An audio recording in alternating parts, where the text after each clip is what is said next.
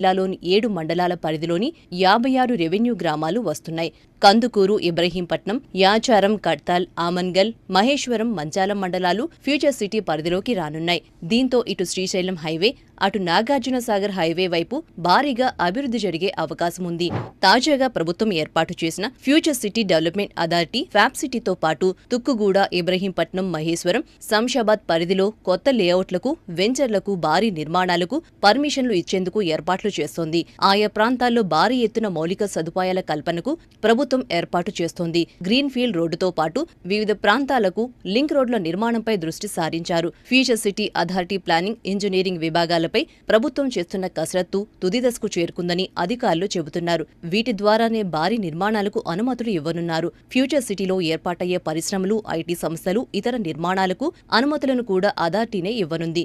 రాబోయే రోజుల్లో ఎఫ్సీడీఏ పరిధిలో హైరేజ్ భవనాలను నిర్మించే సంస్థలకు ఎక్కువ ప్రాధాన్యత ఇవ్వనున్నారు. ఐటీ, మెడికల్ ఇన్ఫ్రాస్ట్రక్చర్తో పాటు భారీ ఎత్తున మల్టీనేషనల్ సంస్థలకు ప్రత్యేక రాయితీలు ఇచ్చే అవకాశం ఉందని తెలుస్తోంది. హైదరాబాద్, సైబరాబాద్, రాచకొండ సిటీలకు ధీటుగా ఫ్యూచర్ సిటీని అభివృద్ధి చేసే దిశగా తెలంగాణ ప్రభుత్వం అడుగులు వేస్తోంది. ఫ్యూచర్ సిటీ నిర్మాణంతో అక్కడ రియల్ ఎస్టేట్ రంగం క్రమంగా పుంజుకుంటోంది. జాతీయ, అంతర్జాతీయ సంస్థలు తమ కార్యాలయాలను ఏర్పాటు చేస్తుండటంతో భూముల ధరలు పెరుగుతున్నాయి. ఇప్పటికే ఇక్కడ ఎకరం 1.5 కోట్ల నుంచి 3 కోట్లు ధర పలుకుతుండగా రానున్న రోజుల్లో మరింతగా పెరిగే అవకాశం ఉందని అంచనా వేస్తున్నారు.